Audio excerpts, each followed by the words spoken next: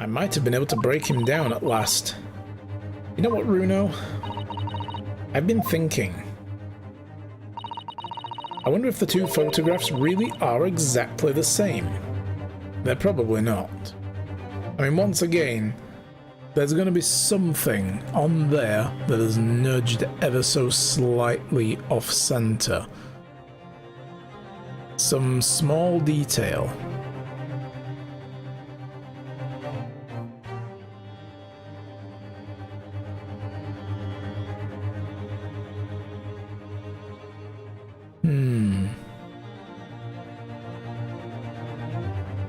I don't see anything though. You've got it? Really?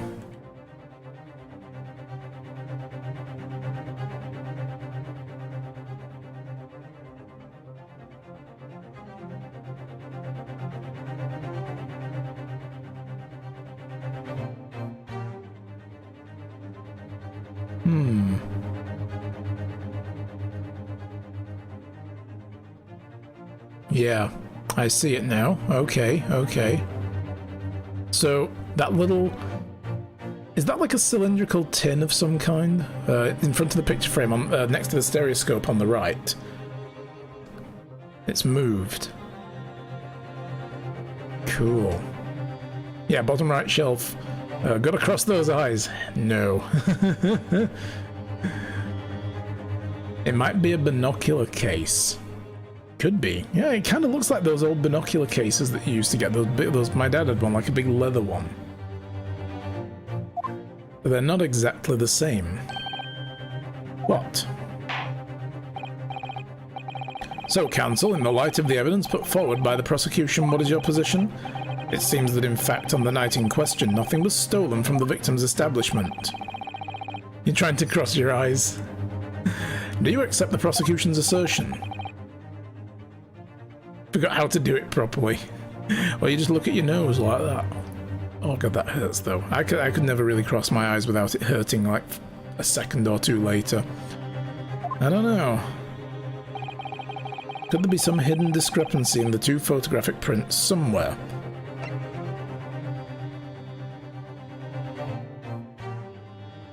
Point out a discrepancy. I wasn't sure at first, but there is a clear discrepancy between the two prints. What? You must identify the location in question for the court, counsel. Indicate the precise location of the discrepancy of which you speak. You more or less got it then? Nice. So it's there. Granted, these two prints are almost identical. However, there is one minor discrepancy between them. What? See, even though the box is there, the problem is what was in it might not be. When you view the two pictures stereoscopically, the box begins to glow. Now it's like a jewelry box or something. A single area stands out as being different, the location of the small box. The time on them is different. Yeah, we know, it's meant to be. I like how he's just looking at it through the thing. He's like, I refuse to cross my eyes. It's uncouth.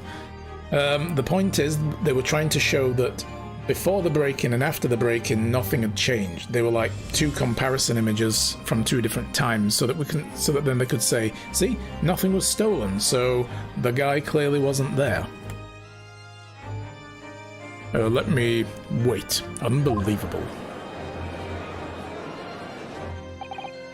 By Jove, you're right. How extraordinary. What this tells us is very simple. Mr. McGilder's small box was indeed not stolen from Windibanks on the night in question. However, there can be no doubt that somebody picked up the particular box and returned it to its place on the shelf.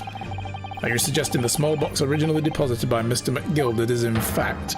Yes, the very same small box identified by the photographic prints. Mindless guesswork. What if it is? So a box was moved on a shelf, nothing was stolen. Which means, quite simply, that nothing has changed. That may be true, but... Alright, McGilder's box wasn't stolen then. But doesn't the fact that it was moved likely change things? It changes everything. What do you do with boxes? You put things in them. And you take things out of them. I believe this changes everything about the case. How can that possibly be? The crucial point is the fact that that was moved was a small box. In other words, we have to consider what might have been inside the box. What are you suggesting? I'm suggesting that we need to examine that box as soon as possible. A vital piece of evidence is sitting on the shelves at Winterbanks as we speak. That won't be necessary. Some little box belonging to a man who died 2 months ago can't possibly be relevant to this trial. The court does not uphold your objection, Lord Van Zykes. Oh, bailiff, arrange for an officer to go to Baker Street at once, obtain the small box in question and bring it back here for further examination. Hell yes!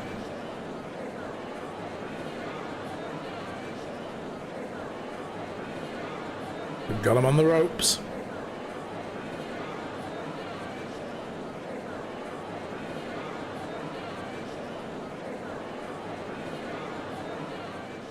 Nice.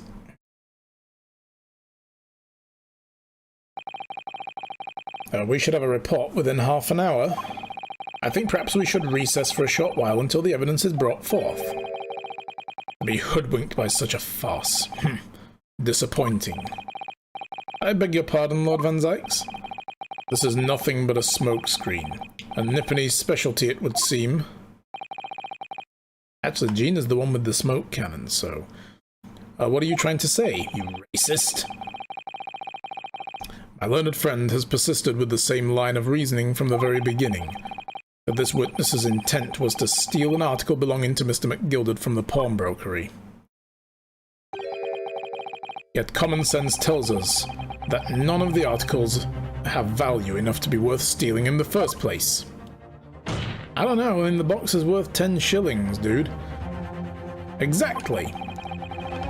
It would be beyond absurd to break into a place for the purpose of stealing such a commonplace property. Oh, he's pouring some wine. It's been a while. That's right, you just unwind, Zykes. You're getting a bit wound up. Just drink your wine and settle down. If your lordship recalls, Mr. McGilded perished 2 months ago immediately after the conclusion of his trial. A trial in which he was found not guilty.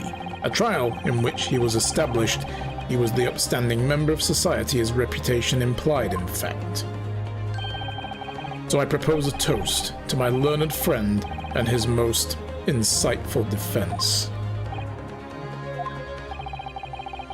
The articles this upstanding member of society pawned were entirely ordinary. A black overcoat that just happened to have a music box disc in one of his pockets and a small box. I assure you, I wouldn't accept, even if the man tried to make a gift of such things to me. You know, that doesn't make rather a lot of sense. It's not as if it was gold or jewels in it, though goodness knows Mr. McGilded was rich enough. You can't deposit cash at a pawnbrokery. The prosecution's argument is undeniably compelling. It is incumbent on the defense now to bolster its argument. Jesus. To explain what possible significance these commonplace articles pawned by this fine citizen could have. Well, counsel, is your argument in fact demonstrable? Are you able to show proof that the disc or the box are in any tangible way related to the case? I thought we were waiting for the box to be brought to us so that I can actually prove that. Well, what's the matter, Runo? We know they're related, don't we? They're both vital pieces of evidence. Yes, of course. You and I both know that. We know McGilded's true character, and we know the disc is significant, even if we don't know why. But if we explain all that to the court at this point, we'll have to acknowledge that McGilded's acquittal 2 months ago was a mistake, and the defense's arguments was flawed, and based on false information. Oh no. That would mean admitting that Gina committed perjury. But Ginny, could it be that Van Zykes knows this? Is that why he's doing this now? Because he anticipated everything? But maybe this court could be a great opportunity for us. Sorry, what do you mean, Iris? Well, what is it that you always say, Runo? Sooner or later the truth comes out, every time. Alright. The exact significance of the things that McGilda deposited with Mr. Winterbank is something that only Gina can explain to the court. But if I put her on the stand to testify about that, it will critically damage our chances of winning this case. What's the right thing to do here? Fire. Fire is the right thing. Set fire to everything. Set fire to the desk. Set fire to that lamp behind you. The public gallery. Set fire to the rug. Set fire to the witness stand and just run. Run home. Run back to Japan. Then, and only then, will you be free of this. Just fire, burn everything, and then flee. But I suspect we would be tackled to the ground before we get a chance to do that, so... Oh, do we have Gina testify or leave it?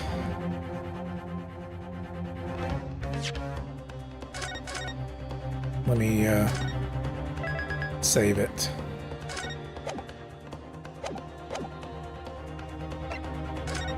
Let's have her testify. My lord, the defense would like to make a proposal. Oh, what proposal, counsel? While the court awaits the arrival of Mr. McGilder's small box, I would like to call the defendant, Miss Gina Lestrade, to the witness stand. The defendant? To what end? It's to do with the various articles deposited at Winterbanks by Mr. McGilder, my lord. Miss Lestrade has information relating to them. I believe it would be beneficial for the court to hear what she has to say. It will prove the significance of the articles in question once and for all. Well, well, things are becoming interesting. I presume you've considered the implication of the testimony you're proposing. In particular, the impact it will have on the accused standing, and indeed your own. I have. Lord Van Zykes, you care to explain that last remark? The prosecution accepts the defense's proposal. I move to interrupt the cross-examination of the current witness and hear from the accused herself. Very well, if you have no objection. So the court will now hear the testimony of the defendant, Miss Gina Lestrade. Your witness, currently in the stand, may step down until further notice. Dude, you don't have your hat on. You don't need to do that. Then I shall bid you good day. Wait. You, sir, shall remain in the stand while Miss Lestrade testifies. Oh, as you wish. Alright then, Gina, it's time. I know this will be hard, but please, put your faith in me here. Good luck, Runo. Gotta walk a very fine line.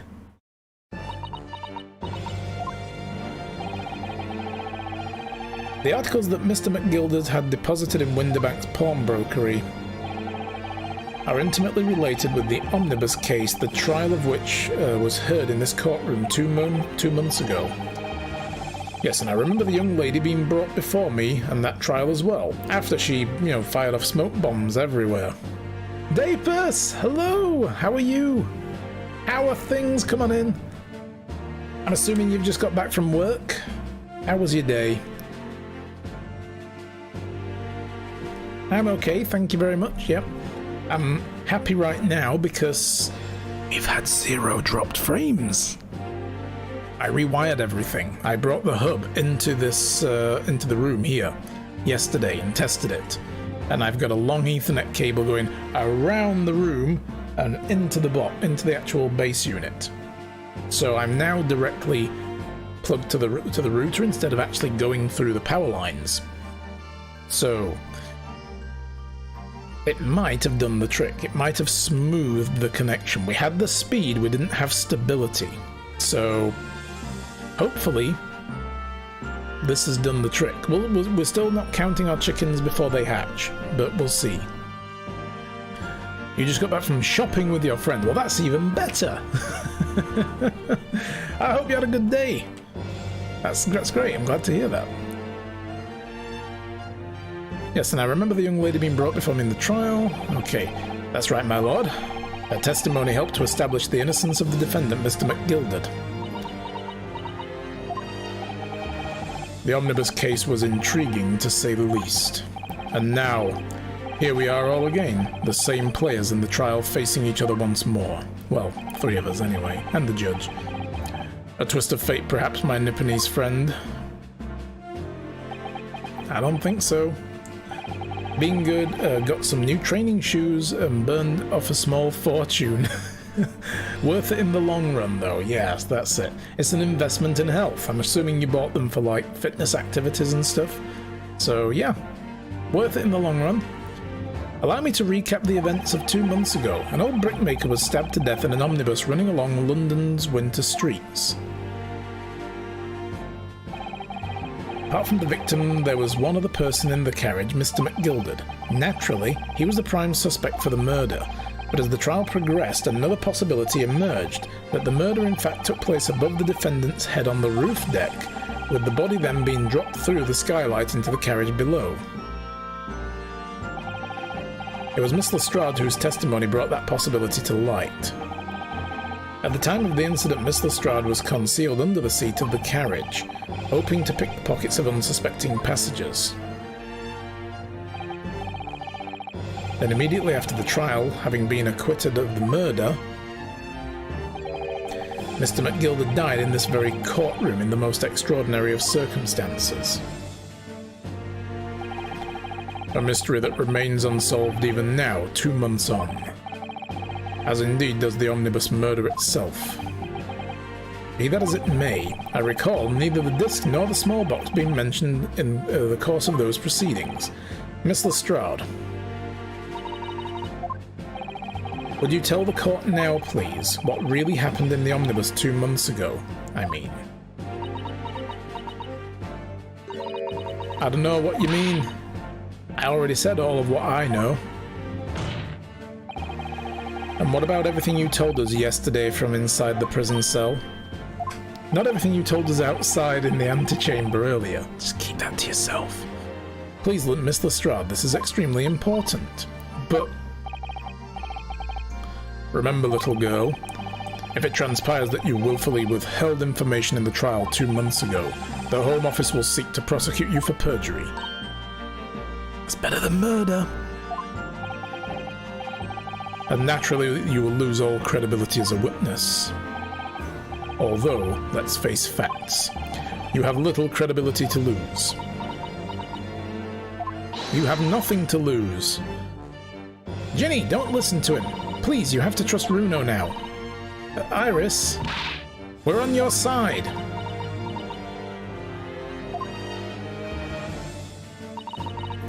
All right then, I'll talk. It's the right choice, Gina. Well, it would seem that my learned friend is hell-bent on bringing the entire courtroom down about his ears. So be it. It's going to turn out that McGilded was involved in the theft of these, like, British secrets or something. And that's what was in the box. Like, these military secrets or whatever it was in the paper. Let's have a look. What was it again? Oh, wow. It's all the way back here. Yeah, government secrets being leaked to foreign agencies. And that was on the reverse side. That was under the fold. It's interesting that this is below the fold. This should have been headline news. There's a sensational story lower down on the front page as well. Look, Ministry mole classified secrets may have been leaked overseas from the Ministry of Justice. For a 10-year-old, Iris certainly has her finger on the pulse of the world news about secret communications between Great Britain and its allies. Apparently they're being intercepted by hostile nations. Communications intercepted? How could somebody be doing that?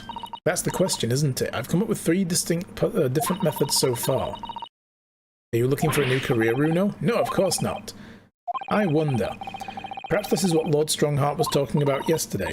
Yes, it could be, and explain why he has Gregsy running from pillar to post at the moment. So, In order to intercept these communications, you'd have to work in, say, the communications office, like our witness and potential suspect that we're trying to point this whole murder at.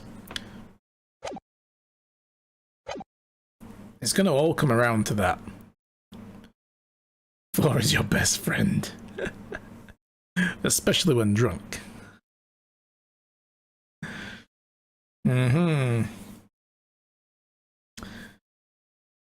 I must confess I'm struggling to understand what on earth is happening here. However, it would appear that Mr. McGilded's pawned articles and that extraordinary case of the omnibus harbour secrets of which we have been hitherto unaware. I mean, you know, the floor is always there to catch you when you fall, right? So, if you fall over, it's the last friend you have, is the floor. So, Miss Lestrade, you will now give your testimony before the court about the events 2 months ago. You will reveal the truth and commodity sorely lacking in your original statements. That's it then. Everything's going to come out, like Van Zyke said. This could bring the whole courtroom down about my ears, but as a lawyer, I'm prepared to take the risk.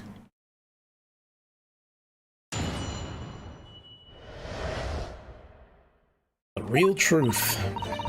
Truth is that Brickmaker Cove was in the cabin of the omnibus the whole time. When the Irishman dragged me out from under the seat, I saw the disc on the floor. All of a sudden I heard a scream from over me head, and that pair on the roof deck went to call the cops. That's when when McGilded slipped the driver some tin to do a run to the pawn shop roundabout. He threatened me not to snitch. Not to say nothing to no one about what I'd seen or heard. Walking a fine line there.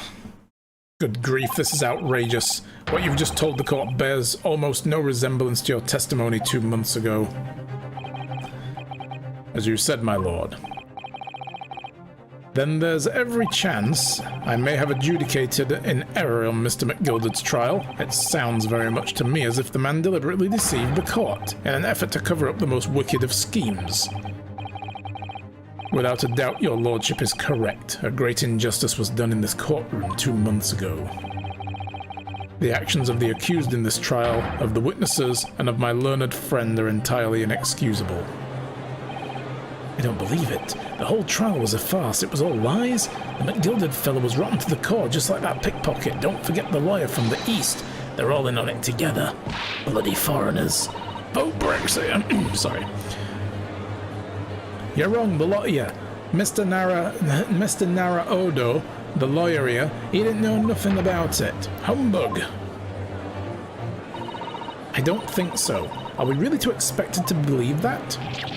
He really stitched everyone up, didn't he? What an operation to get the man off scot-free. Unforgivable. Stop. The lies have to stop. Stop. Will you please stop? Stop.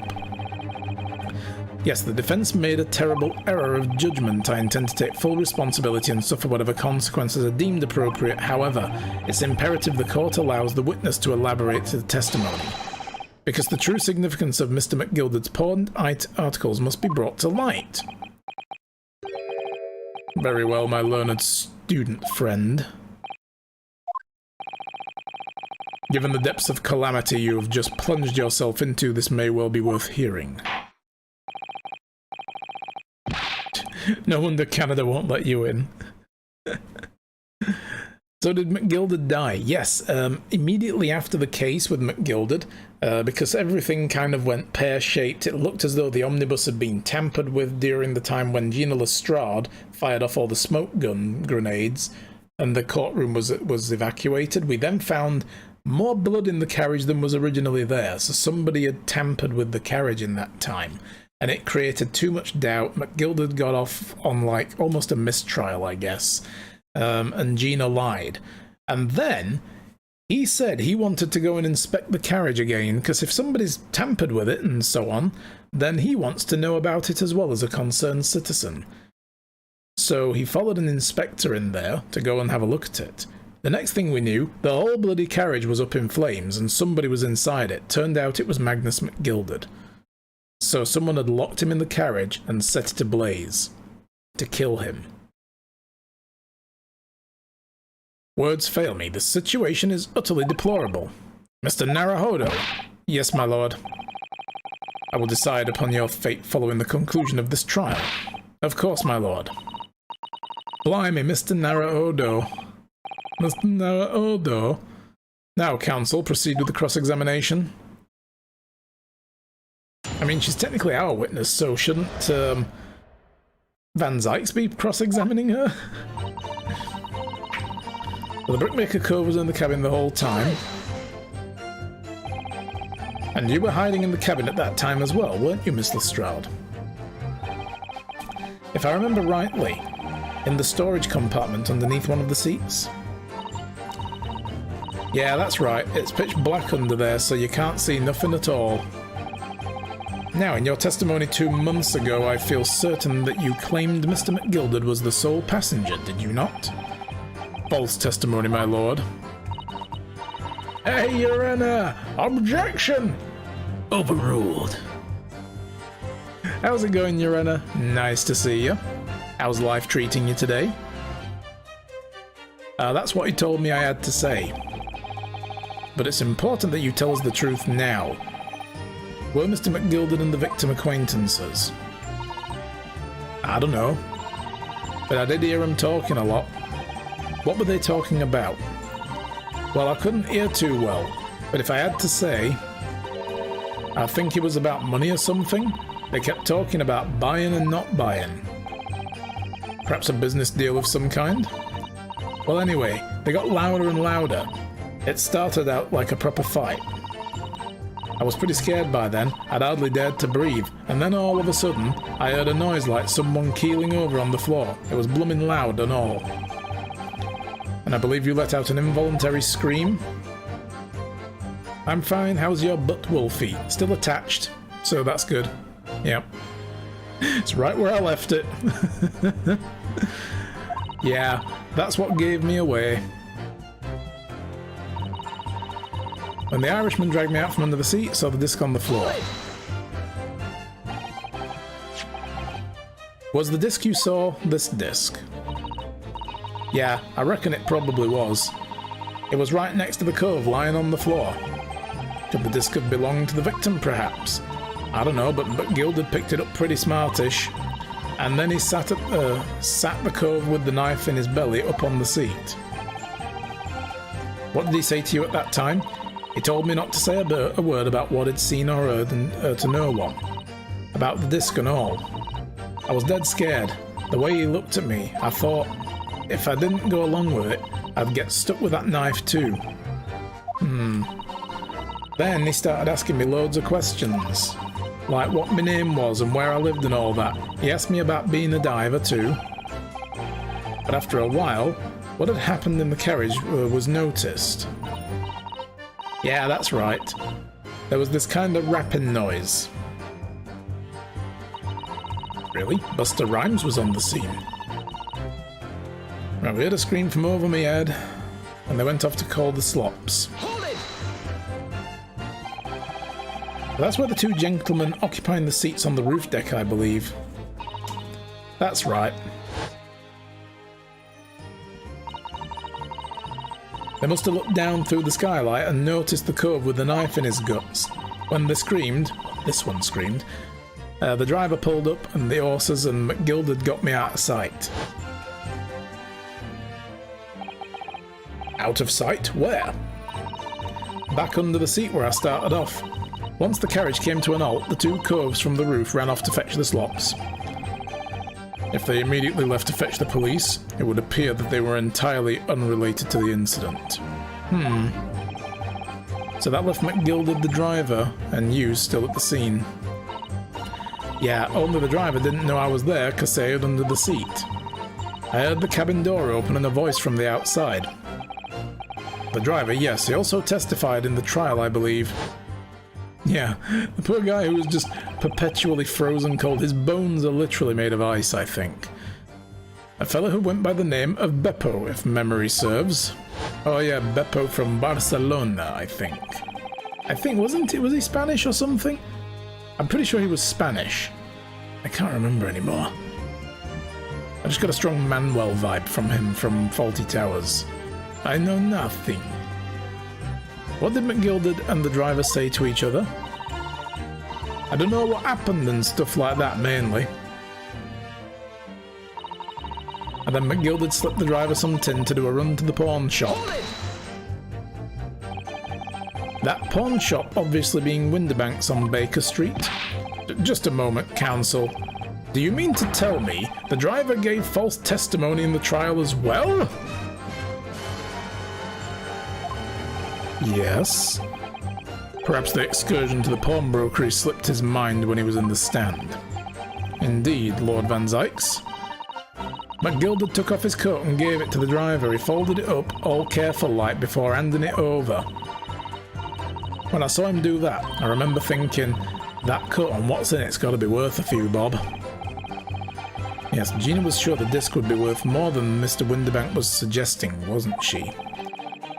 I remember her quibbling with him over the price that afternoon in the pawnbrokery. Yeah, because he was all like, yeah, I can give you like, a 10p for it or whatever. And it's like, what? Back off. The driver looked pretty happy when McGilded flashed some brass in his face. He went off running like a lick. And before the driver was blind all along. I mean, the horses know which way to go, so yeah. Then the bog trotter called to me and told me to come out from the drag's cabin. He threatened me not to snitch and say nothing to no one. Hold it! He threatened you how exactly? He told me I'd only be able to scarp her if I did exactly what he said, which included giving false testimony in court 2 months ago. Yeah, that's it. And there was this one other thing he said, which was... He told me I'd have to hang on to the ticket from the pawn shop and make sure not to lose it. The ticket? Well, I never. Said that if he didn't show up to get the ticket off me before 2 months passed, I had to go to the pawn shop and pay the money to keep it in lug, stop it from being forfeited. He left me with some brass to pay for it. But really, why on earth would Mr. McGilded have done such a thing? Depositing his overcoat with a pawnbroker before the arrival of the police, it makes no sense at all. Well, it was covered in fucking blood, wasn't it? There would seem to be only one logical explanation, my lord. What McGilded had the driver deposited at Windibank's was something he didn't want the police to see. Something very important, that he needed to hide at all costs. Anyway, after that he let me go, so I legged it before the coppers showed up. Well done, Gina. It can't have been easy to tell the truth like that. Ginny's really put her faith in you, Runo. Yes. And to thank her, she'll have to face charges of perjury once the trial is over. I need to use this time we have now to get as much information out of her as possible. It's time to really go for it. Press her on every statement. I just did. I suppose I should. Oh, and another thing. What's that? Yeah, I noticed he had his back turned. Take a look at these two. Isn't it strange they've been whispering to each other all this time? Yeah, that is strange. Looks like they're having a secret discussion about something. Something he didn't want the police to see? His dirty underwear? Skid marks. Probably. I mean, happens to the best of us sometimes when you're stuck on public transport. And when you gotta go, you gotta go. Like, well, shit. Quite literally. Yeah. I'm not sure I'm completely comfortable with that. I wonder if there's anything I can do about it. I could go over and bonk them on the head with the hilt of the sword.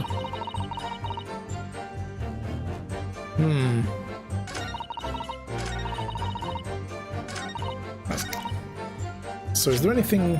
I mean, the thing is, she's telling the complete truth, so presenting evidence here isn't going to be the way to deal with it.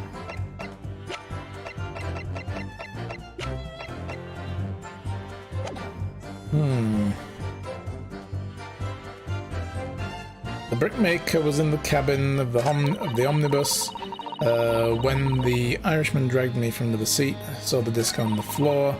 All of a sudden I heard a scream from over my head. When McGilded slipped the driver some tin to do a shot, he threatened not to snitch.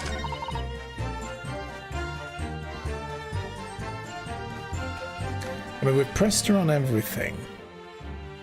And meanwhile, the other guy was Eggert Benedict, but now he's something Grayson or whatever. I've forgotten his name now. The Ponce. We'll call him the Ponce because he's a bit poncy. And Gregson, who's also a bit of a ponce now in my eyes. I thought he was a solid bro, but now he's up to something. They're whispering. They're whispering. We can't be having that. Let's just press her on one of these and see what we can make happen. Driver gives false testimony. Excursion to the pawnbroker slipped his mind. Indeed, Zykes.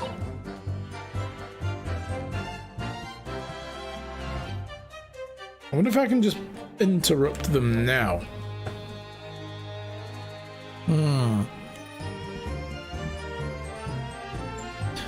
Almost done with the beast quests in Realm Reborn. Ooh. The Guild Wars thingy, while we're on the subject of MMOs, the Guild Wars 2's Halloween event is on. It started a week early. And I forgot again, well, I've been a bit busy this morning, but I forgot again today to log in and do the dailies. I didn't do them yesterday either. Should really do them, you know. Keep up with them, at least get the achievements for the year. And tick them off the list, and then... yeah. Yeah, not the dailies! I know, you can't go back and do them when you've missed them. That's the sad thing. Thankfully, the events run on for long enough that if you miss a few dailies, you can still get all the achievements for, like... for the maximum number of dailies on the achievement list, where it's like you must complete the the daily challenge X number of times, and then you get what you needed. Usually. I don't know if there was one like that this year. I can't remember now, but yeah, it can be done. You can miss a few. You just don't get all the items, like you could be racking up so many more like loops. But anyway. Alright, so let me see if I can pursue these guys. Excuse me, dickheads. Could you pay attention? Is there something you'd like to share with the court, Inspector Gregson and Mr. Graydon? Inspector, Mr. Graydon! Blimey, you're trying to give me a heart attack? You've been whispering to each other for quite some time now. Tell us what the discussion is about. Is there something you'd like to share with the class? Discussion with this fella? Pull the other one, sunshine. I think, you think I've got anything to talk about with a shady gent like this? And I have nothing to say to this uncouth detective after he deprived me of that disc that was rightfully mine. They've been clearly talking the entire time I've been cross-examining Gina. It's as if they've been negotiating.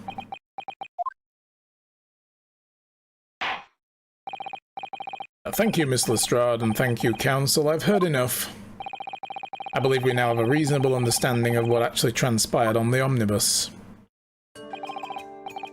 It would appear that on the night 2 months ago a negotiation was taking place on the omnibus.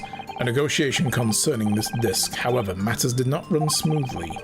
When the parties involved began to quarrel over a price, McGilded took what he wanted by force, at the expense of the other man's life. That's a bit of a leap, isn't it? Which proves my point. The disc is clearly extremely valuable in some way. Although I don't understand why yet.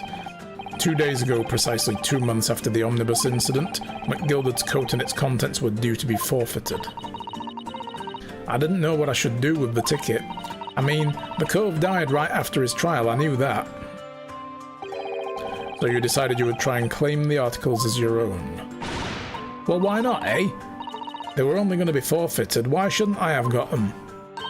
Anyway, you can't blame me for thinking about, thinking ain't no crime. Miss Lestrade, it would appear Mr. McGilded was prepared to kill in order to take possession of this disc. Do you know why that would be? Eh? I ain't got a clue. But I reckon it must have been worth a few bits of brass. He was probably going to sell it. And you can't blame me for thinking that. Thinking ain't no crime. This ain't Minority Report and you're not Tom Cruise. My lord. The evidence your lordship requested has been located and is ready for the court's inspection, sir. Dun dun dun.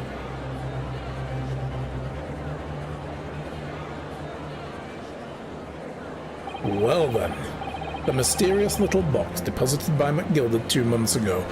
You know what I'm going to think is in there? Or was in there?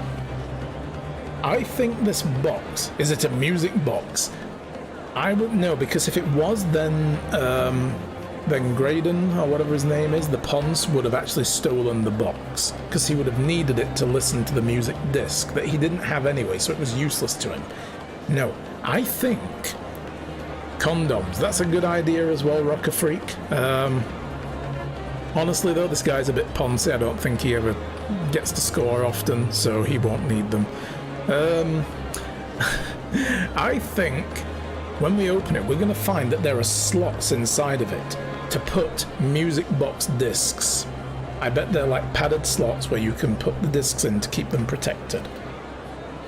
And that this was used to store the discs. That's going to link the discs and the box together and McGilded to the discs.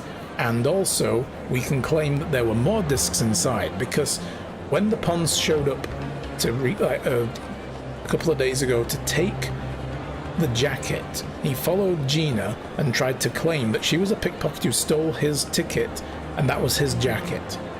He then was really pissed when he found out that there was only one disc inside. He said there should have been another one. And then Gregson showed up and took the whole disc off of him because it said for McGilded on the back. And he's like, nope, we take everything to do with him after his death. It's part of an ongoing investigation. It's evidence. So, yeah, I think we're going to find out this little box may have contained other discs. That's just my theory. Or condoms. There's no doubt in my mind that that's a key piece in this far-reaching puzzle.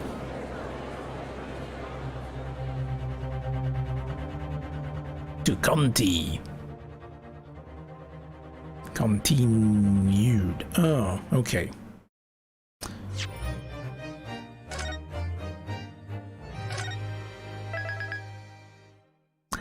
Guys, you know what time it is? It's 6 minutes past time when we should have taken a break. So I need to go and get some more water because my throat, and I'm reading all this out. Okie dokie. Oh, we've already saved it. Let's go back. Let's carry on. We've got a box to check out. Ooh, very fancy. I thought this box was probably it when we were trying to find the box on the shelf. We found the ticket, and we were trying to find the box on the shelf, if you remember. And, it wouldn't let us, so I thought, well, we'll probably come around to this at some point in the future, but I was keenly looking at this one because it looks so obvious. Welcome back, welcome, but why, thank you. So this is the article in question, is it? The small box deposited with the pawnbrokery by Mr. McGilded 2 months ago, and on the night of Mr. Winterbank's murder, the only item on the shelves that was touched by whoever broke into the shop. Quick, quick, let's open it and see what's inside. It is a music box. Guys! Interesting. So why wouldn't the Ponce have stolen it? Because clearly he needed it to listen to a disc. Good gracious, this is no ordinary box, it seems. The music box with condoms? The one without, sadly. This isn't the deluxe model. Wow, although in truth I had an inkling that it might be the case. It would appear that the box houses a miniature music box movement. Then this is too much to expect. I think it would be reasonable to assume that it is a device for the playback of this disc, my lord.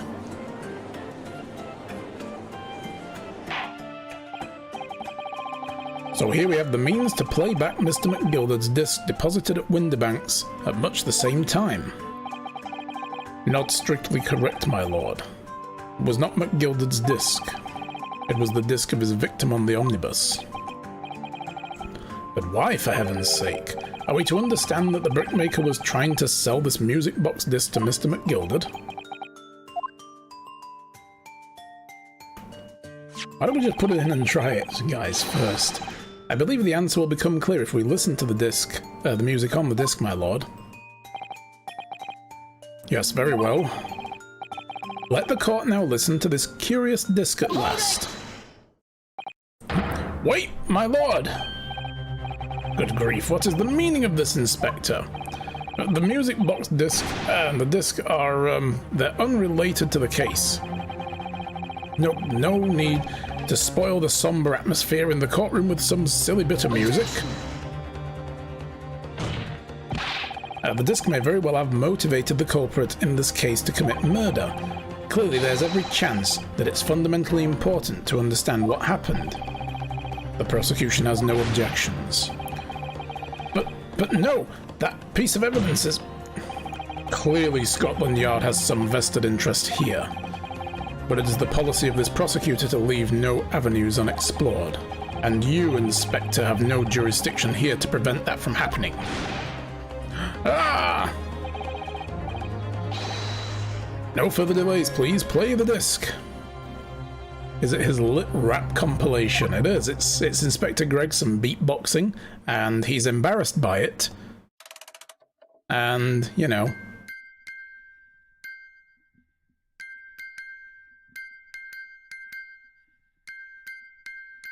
It's Morse code.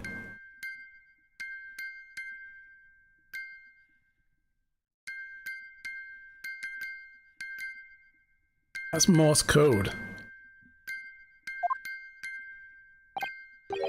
But what on earth? That's certainly not what I would call music. No. It's just the same note playing over and over again in irregular sequences. It's ye olde sex tape. Mr. Graydon? This is really priceless. He's dancing. Yeah, this is my beat.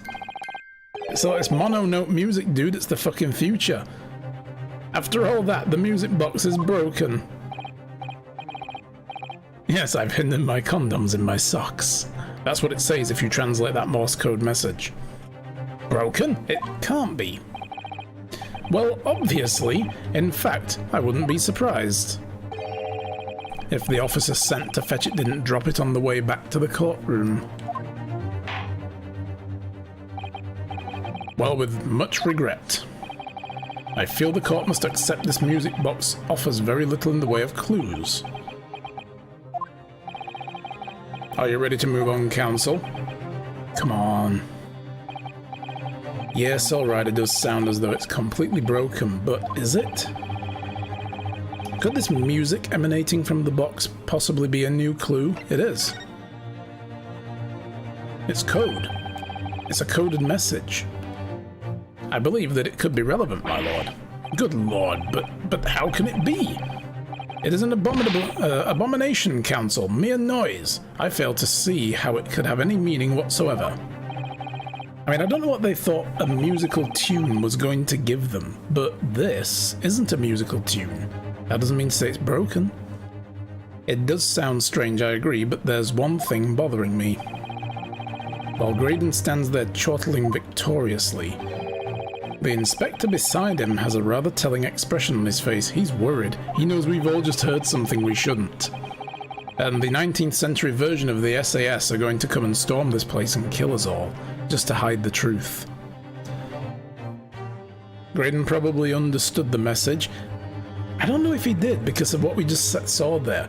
He's laughing because he's been pursuing... I think he expected something important, but it's beyond his understanding as well. He didn't know what he was going to find, but he knew he would find something, and now we've seen it. He probably thinks, it's broken. It's actually... it's nothing. It's stupid. It's rubbish. So... Meanwhile, Gregson's like, fuck, fuck, fuck, fuck, fuck. Because he knows what this is. He knows the nature of it is a coded message. It's as if Gregson recognizes the sound and he's familiar with it somehow, and that is making him appear extremely on edge.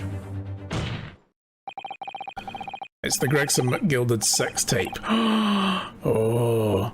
Doesn't Grayson work at the communications center?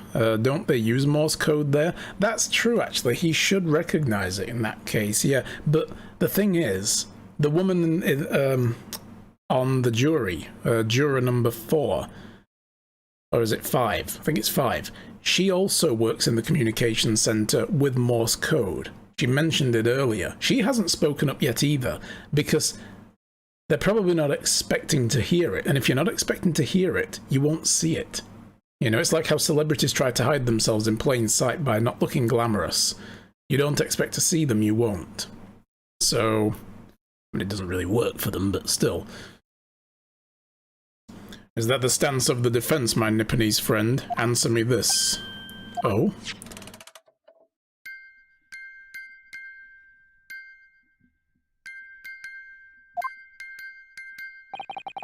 Just what relevance do you propose this woeful chiming has on this case? I mean, it might not necessarily be Morse code, but it could be a code similar to Morse code, like a sequence of beeps and spaces. It's an unusual genre of music. It is. It's monotone music. No, it's not supposed to be music.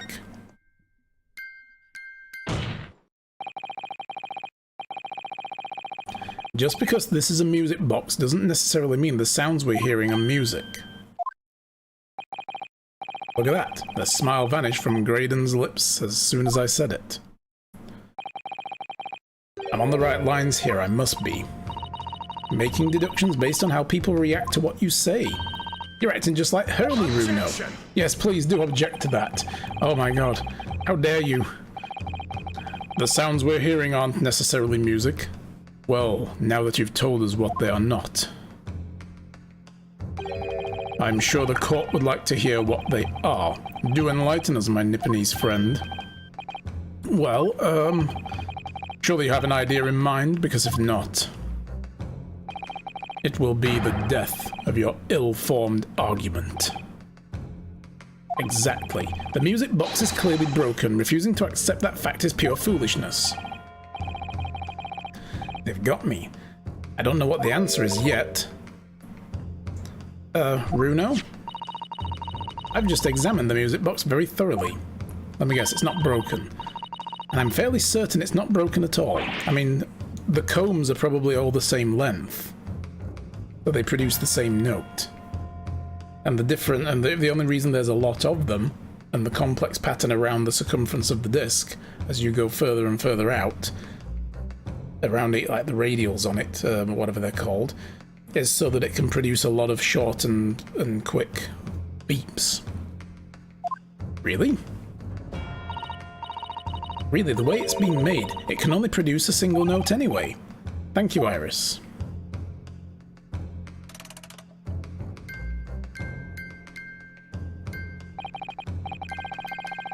Alright, well, if the music box isn't broken, it must mean that the sound it's producing has some significance that isn't musical.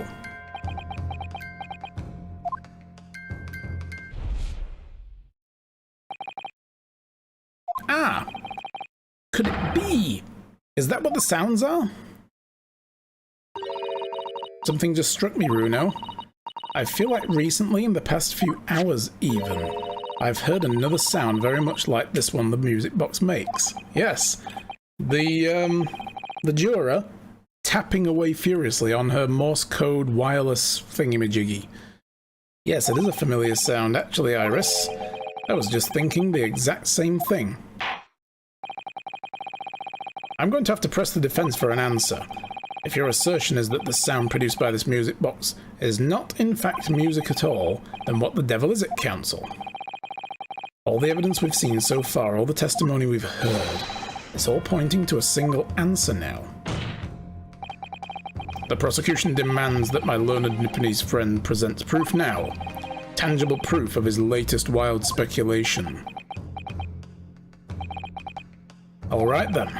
This could be the best chance I'm going to get to fight back in this trial. And if I'm right, it's going to join all the dots together. Or all the beeps. The evidence that explains the true nature of the sounds in the music box disc is... Oh god, it's got to be a piece of evidence? I can't just say it's Morse code, can I? Or some other kind of thing. It's probably the paper. I can't imagine what else we have.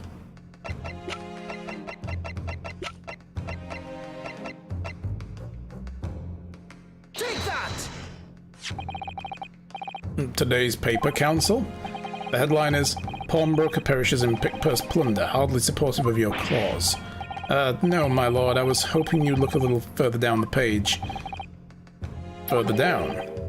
Ministry mole. Classified secrets may have been leaked overseas from Ministry of Justice. Ah yes, this is a very serious matter being investigated at the highest level, I understand. I have heard that the international transmissions along supposedly secure lines are somehow being intercepted and leaked to various other countries. Presumably those transmissions are in the form of wired telegram? Of course. Juror number 5, your input please. Stop. Oh, me, sir? Whatever is the matter? You told the court before that you work at the same communication station as Mr. Graydon, did you not? Yes, that's correct. And the particular station where you work deals with government communications and newspaper reports? Oh, yes. We're not your run-of-the-mill communication station at all. The work is extremely important. Then tell me, is this not a very familiar sound?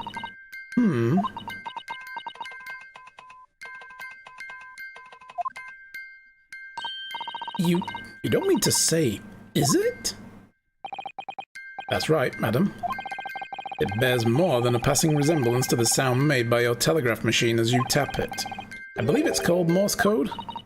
But I don't believe it. Now, correct me if I'm wrong, but when it comes to leaking telegrams from a government department, there could be nobody more perfectly placed than a highly skilled communications officer. Are you suggesting the music box disc contains stolen government secrets in Morse code? Order, order! Please, everyone, order. But this is high treason, Council, deserving of capital punishment. Too much new vocabulary. What is this treason? And what is capital punishment? And where are the nuclear vessels? Sorts of words I'd half expect you to know. For our sovereign government's confidential information, hostile nations would surely pay almost any price. Yes, and on that night, 2 months ago, that was the very negotiation that was taking place inside the omnibus. But in the end, McGill perished and the all-important disc lay unclaimed in a pawnbrokery. My word. In which case, whoever stole that information in the first place must surely have been beside himself with worry, because if the disc were to be discovered before it found its way out of the country, it would reveal a act of high treason punishable by death. So the culprit had no choice but to retrieve it, and in order to do that, he would have had to gain entry to the pawnbroker illegally in the middle of the night, because the article left behind by Mr. McGilder would incriminate him too much if it got into the wrong hands. Isn't that right, Mr. Graydon? You think I've been stealing government secrets? Preposterous, absolutely preposterous. But in response to the defense's accusations, you claim complete innocence, do you? Well, of course I do. I've had to stand here in silence while the whole pretentious foreign lawyer has been prattling away. Objection! Then by all means, counter the charges, sir.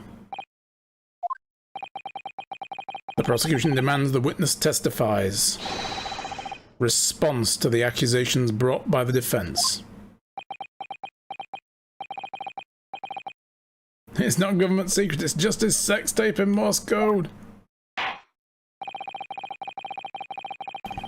The witness is reminded that the crime is under the scrutiny in this trial is the murder of the pawnbroker, Mr. Winterbank. That being the most flagitious offence for which the law of this land sanctions a capital punishment. But the heinous acts of high treason is a no less serious crime. I urge you to bear that in mind as you testify, Mr. Graydon. So then, let us proceed. Or not. Oh! Tweedledum and Tweedledee are talking again. You gotta let us have a rabbit and pork here, Governor. We got things to say. I beg your pardon. Who do you think you are? Name's Nash Skulkin. Occupation is professional baddie. Name's Ringo Skulking, but we ain't baddies enough to sell out our motherland. That's right. We're what they call the Three Skulkin Brothers. Gregson's just like, no, I'm not one of you, fuck off. Bad timing, fellas, very bad timing. I'm not in the mood, fuck off. Leave me alone. A mere communications officer couldn't possibly steal confidential government information. Besides, the sound produced by that box aren't even Morse code. It was some low-class brickmaker negotiating with McGilded anyway, was it not? I have no relation to the man. Look, all we've done is break into the gaff the other night like what he told us to do. If we'd known there was dodgy government secrets involved, we wouldn't have touched it. Wow, so they're actually not buying it at all. But he's like, I've got nothing to do with this. And they're like, he told us to go in there and steal something, but that was it. We didn't know what it was. He really wanted to be the only child. Oh, yes.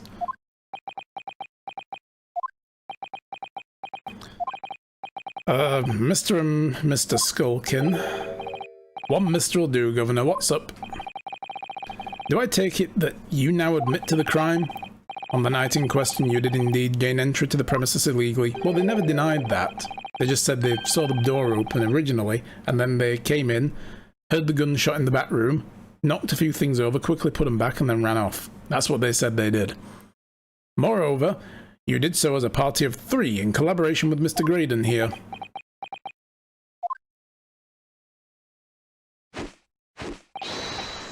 We did, Gov. We did. I love these guys. They're great. Quieten down, please. What say you to that, Mr. Graydon? I have no idea what these two ruffians are referring to. You little rotter, getting us mixed up in all this monkey business. You never said nothing about no government secrets. It was supposed to be a straight-up job. And what about the geezer that whose shop it was, eh? Poor old bloke didn't have to die, did he? Wow, they're rolling on this guy hard now. Nice to know who your friends are. No honor among thieves, eh? Or in this case, well, maybe a little, but I don't know. It's confusing.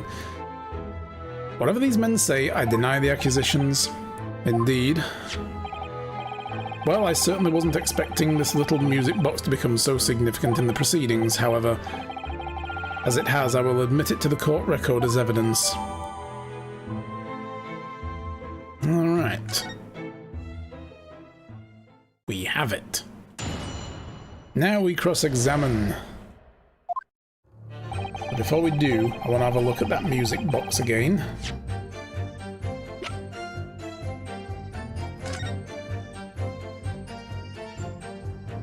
There's like a little switch at the bottom here, look. What is this? Oh! What is it, Runo? I've just noticed something about the music box. It's upside down! No, it looks like the bottom opens up as well. Ah, you're right! Well, come on then, what are you waiting for? Let's open it. More discs. Here goes. Oh! Oh, another one! It's double-sided? Dude! Look at that! There's another movement on the underside. Oh, I get it! I get it! Guys, I get it! Yes, I know. The reason it's not Morse code, it did strike me as odd. How can you make long pings on this? Okay, you can't, because it's just a comb and a ping on a little bump, right? Bing, bing, bing, bing. That's all it'll do. You can't make it go bing. You know, that's not possible. That was only possible because of electronic signals, and this isn't.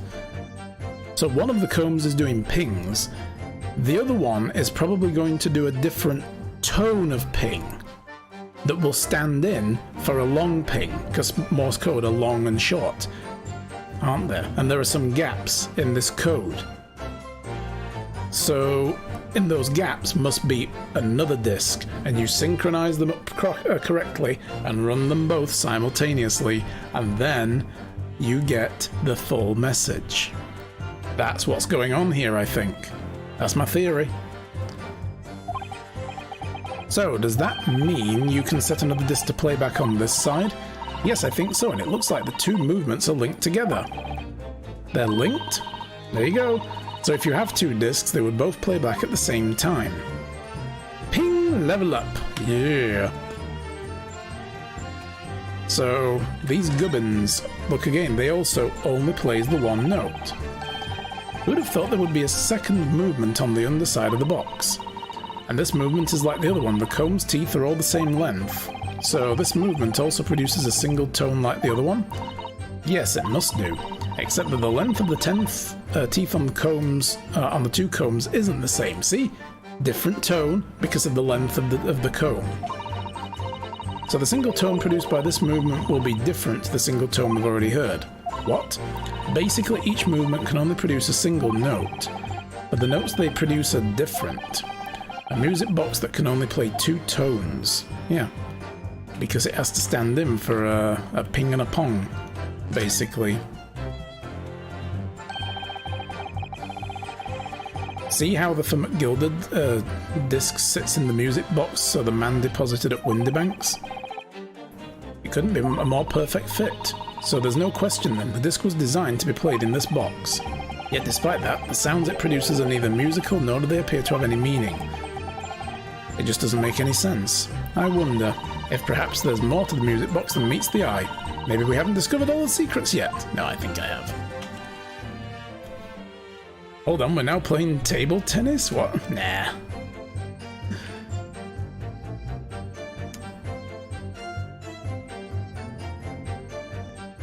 But a ping and a pong. I don't know. It might descend to that, but it doesn't look as though there's anything else. So we've now discovered that it's two-sided.